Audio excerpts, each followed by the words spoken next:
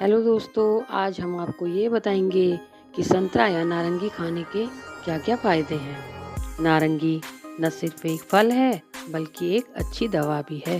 रोज़ाना 2 से 4 नारंगी खाने से न सिर्फ सर्दी जुकाम से बचा जा सकता है बल्कि इससे शरीर में कोलेस्ट्रॉल का स्तर भी कम रहता है।